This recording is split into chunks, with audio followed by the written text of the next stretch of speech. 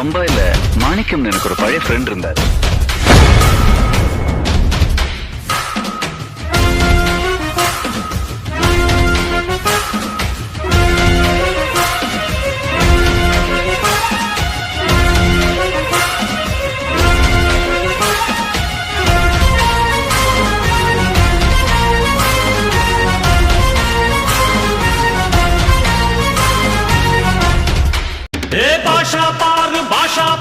பட்டாளத்து நடைய பாரு, பகை நடுங்கும் படைய பாரு, கோட்டு சூட்டு ரெண்டும் எடுத்து கோட்டு நடக்கும் புலிய பாரு, அற்றி எரியும் நெருப்ப போல சுட்டெரிக்கும் விழிய பாரு, ரத்தம் வேர்வை ரெண்டும் கொண்ட ராஜாங்கத்தின் மன்னன் தானடா.